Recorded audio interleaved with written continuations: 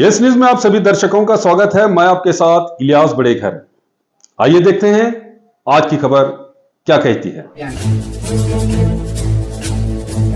गर्मी के दिनों में एहतियात ज़रूरी है, डिस्ट्रिक्ट सर्जन का बयान। जैसा कि आप सब जानते हैं कि बीजापुर शहर में दिन ब दिन गर्मी बढ़ती ही जा रही है, जिसके चलते Bijapur district surgeon doctor Shivanand ने लोगों से अपील करते हुए कहा कि दिन ब दिन गर्मी बढ़ती जा रही है, जिसके चलते लोगों को काफ़ी समस्याओं का सामना करना पड़ सकता है। घबराने की कोई ज़रूरत नहीं, मगर एहतियात के तौर पर जो भी बुज़ुर्ग व्यक्ति, बच्चे या गर्भवती महिलाएं हैं, ये लोग अपने सभी ज़रूरी काम सुबह 10 बजे से पहले ख़त्म कर लें और 10 से 5 के बीच गैर ज़रूरी घर के बाहर ना निकलें। अगर गैर ज़रूरी घर के बाहर निकलेंगे तो चक्कर आने, डिहाइड्रेट होने, पैरों में क्रैम्प्स आने जैसी गंभीर समस्याएं हो सकती हैं। ज़्यादा बाहर रहे तो सन स्ट्रोक भी हो सकता है। ख़ास तौर पर बीपी, शुगर, कैंसर और अन्य गंभीर बीमारियों से जूझ रहे मरीज़ बाहर ना निकलें। अगर बहुत ज़रूरी हुआ तो छतरी या कैप का इस्तेमाल करें और बार बार पानी पिएं।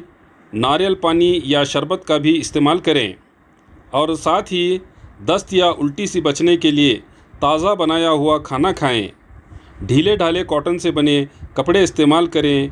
अगर कोई इमरजेंसी आए तो अस्पताल जाकर इलाज कराएं, जैसे और भी कई बातें कही डिस्ट्रिक्ट सर्जन ने। नमस्कार, ನಾನು ಡಾಕ್ಟರ್ ಶಿವಾನಂದ್ ಮಾಸ್ತಿಹೊಳೆ, ಜಿಲ್ಲಾ ಶಸ್ತ್ರಚಿಕಿತ್ಸಕರು, ಜಿಲ್ಲಾ ಆಸ್ಪತ್ರೆ ವಿಜಯಪುರ. ಎಲ್ಲ ಸಾರ್ವಜನಿಕರಲ್ಲಿ ವಿನಂತಿ ಮಾಡ್ಕೊಳ್ಳೋದು ಏನಪ್ಪಾ ಅಂತಂದರೆ, ದಿನ ದಿನಕ್ಕೆ ಬಿಸಿಲಿನ ತಾಪಮಾನ ಜಾಸ್ತಿ ಆಗ್ತಾ ಇದೆ. ಅದಕ್ಕೋಸ್ಕರ ಇದರಿಂದ ನಾನಾ ರೀತಿಯ ತೊಂದರೆಗಳು ಆಗ್ಬೋದು. ಅದು ಮುಖ್ಯವಾಗಿ 60 ವರ್ಷ ಮೇಲ್ಪಟ್ಟು ಸೀನಿಯರ್ ಸಿಟಿಜನ್, ಹಿರಿಯ ನಾಗರಿಕರಿಗೂ ಆಗ್ಬೋದು, ಸಣ್ಣ ಮಕ್ಕಳಿಗೆ ಆಗ್ಬೋದು, ಗರ್ಭಿಣಿ ಸ್ತ್ರೀಯರಿಗೂ ಆಗ್ಬೋದು. ಅದಕ್ಕೋಸ್ಕರ ತಾವು ಆದಷ್ಟು ಮನೆಯಿಂದ ಹೊರಗೆ ಬರೋದು ನಿಲ್ಲಿಸಬೇಕು. ಅವಶ್ಯ ಇದ್ದರೆ ಮಾತ್ರ ಹೊರಗೆ ಬನ್ನಿ.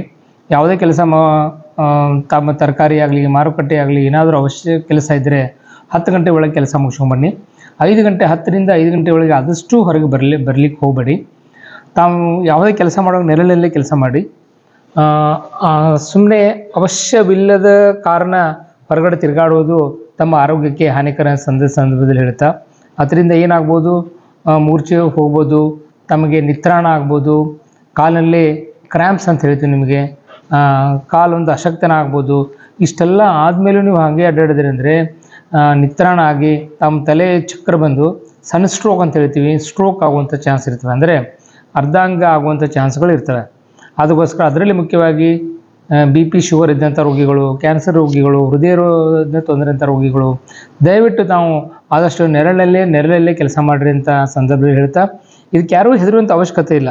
ತಾವು ಕೆಲವೊಂದು ಮುನ್ನೆಚ್ಚರಿಕೆ ಕ್ರಮ ತೆಗೆದುಕೊಳ್ಬೇಕಾಗತ್ತೆ. ನಾವು ಬಿಸಿಲಿಗೆ ಬರಬೇಕಂದ್ರೆ ಅಂಬ್ರೆಲ್ಲ ಉಪಯೋಗ ಮಾಡಿರಿ, ಟೋಪಿಗಳನ್ನು ಉಪಯೋಗ ಮಾಡಿರಿ. ಆಮೇಲೆ ತಾವು ಮೇಲಿದ ಮೇಲೆ ನೀರು ಕುಡಿತಾ ಇರ್ರಿ. ಎಷ್ಟು ನೀರು ಕುಡಿದ್ರೂ ಒಳ್ಳೆಯದೇ. ಎಳ್ನೀರು ಕುಡಿದ್ರೆ ಒಳ್ಳೆಯದು, ಶರ್ಬತ್ ನೀರು ಕುಡಿಬೇಕು. ತಂಪು ಪಾನೀಯಗಳಂದರೆ ನಾವು ಹಣ್ಣಿನ ರಸ ಕುಡಿಬೇಕು. ಅದ್ರ ಜೊತೆಗೆ ಮೇಲಿನ ಮೇಲೆ ನೀರು ಕುಡಿತಾ ಇರಿ. ನಿಯಮಿತವಾಗಿ ಆಹಾರ ಊಟ ಮಾಡಿ. ಆಹಾರವನ್ನು ಕೂಡ ಅಷ್ಟೇ ಬೆಚ್ಚನೆಯಿಂದ ಆಹಾರ ಊಟ ಮಾಡಿ. ನೀವು ನಿನ್ನೆ ಮಾಡೋದು ಇವತ್ತು ಆಹಾರ ಊಟ ಮಾಡಿದರೆ ಅದು ಕೆಡುವ ಚಾನ್ಸ್ ಇರ್ತದೆ. ನಿಮಗೆ ಮತ್ತೆ ವಾಂತಿ ಭೇದಿ ಆಗುವ ತೊಂದರೆಗಳು ಇರ್ತವೆ. ಅದಕ್ಕೋಸ್ಕರ ಫ್ರೆಶ್ ತಯಾರು ಮಾಡಿದಂಥ ಆಹಾರವನ್ನು ಊಟ ಮಾಡಿ. ಆದಷ್ಟು ಸಡಿಲವಾದ ಬಟ್ಟೆಗಳನ್ನು ಹಾಕೋರಿ. ಕಾಟನ್ ಬಟ್ಟೆಗಳಂತ ಹೇಳ್ತೀವಿ, ಕಾಟನ್ ಬಟ್ಟೆಗಳನ್ನ ಹಾಕ್ಕೊಳ್ಳಿ. ಆಮೇಲೆ ಫ್ಯಾನು ಇದ್ದರೆ ಫ್ಯಾನನ್ನು ಯೂಸ್ ಮಾಡಿ. ತಮಗೇನಾದರೂ ಆ ರೀತಿ ತೊಂದರೆಗಳು ಅನಿಸ್ತು ಅಂತಂದರೆ ದಯವಿಟ್ಟು ತಾವು ತಂಪು ಬಟ್ಟೆಯಿಂದ ಮಾಡಿದಂಥ ಒಂದು ಐಸ್ ವಾಟರ್ದಿಂದ ಮೈಮೇಲೆಲ್ಲ ನಚ್ಕೊಂಡ್ರೂ ಅಡ್ಡಿಯಿಲ್ಲ. ಮಕ್ಕಳಿಗೆ ತೊಂದರೆ ಆಯಿತು ಅಥವಾ ಹಿರಿಯ ನಾಗರಿಕ ತೊಂದರೆ ಆಯಿತು ಅಂದರೆ ತಂಪು ಬಟ್ಟೆಯನ್ನು ತಾವೆಲ್ಲ ಮೈಯಿಂದ ಒರೆಸ್ಕೋಬೇಕು. ಇಮಿಡಿಯೇಟ್ಲಿ ತಮಗೆ ಆರಾಮ ಅನಿಸುತ್ತೆ. ಅಷ್ಟು ಮೀರಿ ತೊಂದರೆ ಆದರೆ ದಯವಿಟ್ಟು ನಮ್ಮ ಆಸ್ಪತ್ರೆಗೆ ಬನ್ನಿ.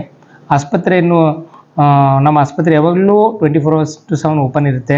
ನಮ್ಮ ಆಸ್ಪತ್ರೆಯಲ್ಲಿ, ಜಿಲ್ಲಾ ಆಸ್ಪತ್ರೆಯಲ್ಲಿ 10 ಬೆಡ್ಗಳನ್ನು ಮೀಸಲಾಗಿಟ್ಟಿವಿ. ನಾವು 10 ಬೆಡ್ಗಳನ್ನು ಸನ್ಸ್ಟ್ರೋಕಿಂದ ಬಂದಂಥ ರೋಗಿಗಳಿಗೆ ಟ್ರೀಟ್ಮೆಂಟ್ ಕೊಡೋಗೋಸ್ಕರನೇ ನಾವು ಇವನನ್ನು ಮೀಸಲಾಗಿಟ್ಟಿವಿ.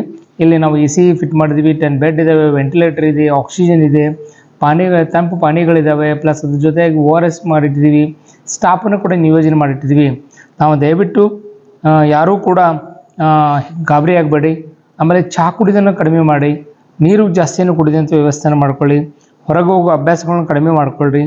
ಹಿಂಗೆ ಮಾಡೋದ್ರಿಂದ ಯಾವುದೇ ಅಪಾಯ ಆಗೋದಿಲ್ಲ. ಅದೇ ಸಂದರ್ಭದಲ್ಲಿ ಹೇಳ್ತಾ ತಾವು ಕೂಡ ತಮ್ಮ ಆರೋಗ್ಯವನ್ನು ಕಾಪಾಡಿಕೊಳ್ಳ್ರಿ. ಯಾರೂ ಗಾಬರಿ ಹೆದರುವಂಥ ಪ್ರಶ್ನೆ ಇಲ್ಲ. ಮುನ್ನೆಚ್ಚರಿಕೆ ಕ್ರಮ ತೆಗೆದುಕೊಂಡಿದ್ದಾದರೆ ತಾವು ತಮ್ಮ ಆರೋಗ್ಯವನ್ನು ಕಾಪಾಡೋ ಸಂದರ್ಭದಲ್ಲಿ ಹೇಳಿ ಮತ್ತೊಮ್ಮೆ ತಮ್ಮೆಲ್ಲರಿಗೂ ಈ ಮುನ್ನೆಚ್ಚರಿಕೆ ಕ್ರಮಗಳನ್ನು ಪಾಲನೆ ಮಾಡುವಂಥ ತಮ್ಮಲ್ಲಿ ವಿನಂತಿಸಿ ನಾನು ಒಂದೆರಡು ಮಾತು ಮುಗಿಸುತ್ತೇನೆ. ನಮಸ್ಕಾರ. ಈಗ ನಮ್ಗೆ ಯಾವ ಥರ ಈ ಥರ ಸ್ಟ್ರೋಕ್ ಪೇಷಂಟ್ ಯಾವ ಬಂದಿಲ್ಲ ನಮ್ಮ ಕಡೆ. ಅವ್ರಿಗೆ ಕಾಲನ ಹೇಳಿದೆ ಅಲ್ವ ನಿಮಗೆ, ಚಕ್ರ ಬರೋದಾಗುತ್ತೆ, ನಿತ್ರಾಣ ಆಗುತ್ತೆ, ಅವ್ರಿಗೆ ಒಟ್ಟ ಮುಂದೆ ನಡೆಯೋಕ್ಕಾಗೋದಿಲ್ಲ, ಕ್ರ್ಯಾಂಪ್ಸ್ ಬರ್ತವೆ ಕಾಲಿನಲ್ಲಿ, ಮುಂದೆ ಕಾಲು ಇಡೋಕ್ಕೆ ಬರೋದಿಲ್ಲ. ಇಷ್ಟು ಮೀರಿ ಅವರು ನೀರು ಕೊಡಲಿಲ್ಲ ಅಥವಾ ತಂಪು ಜಾಗದಲ್ಲಿ ಹೋಗಲಿಲ್ಲ ಅಥವಾ ತಮ್ಮ ಬಟ್ಟೆಯನ್ನು ಉಪಯೋಗ ಮಾಡಲಿಲ್ಲಪ್ಪ ಅಂತಂದರೆ ಅವರಿಗೆ ಸ್ಟ್ರೋಕ್ ಅಂತ ಹೇಳ್ತೇನೆ. ನಾವೆಲ್ಲ ಈಗ ಸ್ಟ್ರೋಕ್ ಆಗುತ್ತಲ್ಲ, ಹೆಮಿಪ್ಲೇಜಿಯಾ ಅಂತ ಹೇಳ್ತೀವಿ, ಪಾರ್ಶ್ವವಾಯು ಅಂತ ಹೇಳ್ತೀವಿ, ಆಗುವಂಥ ಚಾನ್ಸ್ಗಳಿರ್ತವೆ. ಹಾಂ, ತಲೆ ಭಾಳ ನುಸಕ್ಕೆ ಶುರು ಮಾಡುತ್ತೆ, ಕಣ್ಣು ಕಾಣೋದಿಲ್ಲ, ಕಣ್ಣು ಚಕ್ರ ಬಂದು ಕಣ್ಣೆಲ್ಲ ಫುಲ್ ಬ್ಲ್ಯಾಕ್ ಆಗಿಬಿಡುತ್ತೆ. ದಯವಿಟ್ಟು ಅಂತ ಹಂಗೇನಂತಂದರೆ ಆಸ್ಪತ್ರೆಗೆ ಬನ್ನಿ ಅಂತ.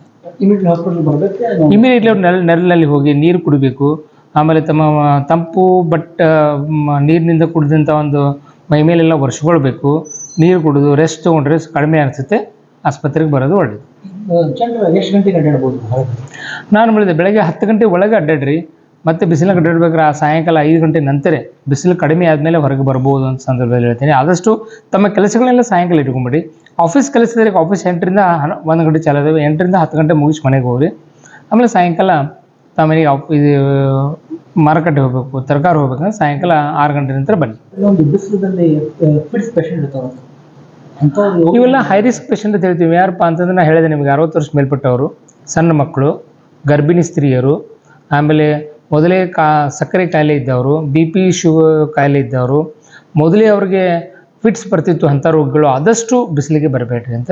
ವಿಜಯಪುರ ನಗರ ಸಾರ್ವಜನಿಕ ಹೇಳ್ಕೊಳ್ಳೋದು ಏನಪ್ಪ ಅಂತಂದರೆ ತಾವು ದಯವಿಟ್ಟು 10 ಗಂಟೆ ಒಳಗೆ ಕೆಲಸ ಮುಗಿಸ್ಕೊಳ್ಳಿ, ಸಾಯಂಕಾಲ 6 ಗಂಟೆ ನಂತರ ಹೊರಗಡೆ ಬನ್ನಿ. ಯಾರು ಆಫೀಸ್ ಕಚೇರಿ ಕೂಡ ಸಮಯ ಬದಲಾವಣೆ ಆಗಿದೆ, ತಾವು ಕೂಡ ಇದೇ ಸಮಯದಲ್ಲಿ ಕೆಲಸ ಹೊರಗೆ ಆದಷ್ಟು ಮಧ್ಯಾಹ್ನದಿಂದ ಸಾಯಂಕಾಲ 6 ಗಂಟೆ ಹೊರಗಡೆ ಬರಬೇಡ್ರಿ. ಬರೋದಾದರೂ ಕೂಡ ಅಂಬ್ರೆಲ್ಲ ಹಿಡ್ಕೊಂಡ್ಬನ್ನಿ, ತೆಳುವಾದ ಕಾಟನ್ ಬಟ್ಟೆಗಳನ್ನು ಧರಿಸಿರಿ, ಮೇಲಿಂದಲೇ ನೀರು ಕುಡಿತಾ ಇರಿ, ಶರ್ಬತ್ ಕುಡಿತಾ ಇರಿ, ಆಮೇಲೆ ತಂಪು ಪಾನೀಯಗಳನ್ನು ಕುಡಿತಾ ಇರ್ರಿ, ಹಣ್ಣಿನ ರಸನ ಕುಡಿತಾ ಇದ್ದರೆ ಈ ತೊಂದರೆಗಳನ್ನು ತಪ್ಪಿಸ್ಬೋದು. जैसा कि आप सब जानते हैं कि आप सभी का प्यार हमारे साथ कायम है। इसी तरह से हमारे इस चैनल को प्यार करते रहिए और हमारी सारी खबरों को लाइक, शेयर और सब्सक्राइब करना ना भूलिए। हमारा यही मकसद है कि आपको हर खबर जो है जैसा है वैसा ही आपको हम दिखाते रहेंगे, ना किसी का पक्ष लेंगे, ना किसी के विरोध में जाएंगे। हमारे कदम सच के साथ।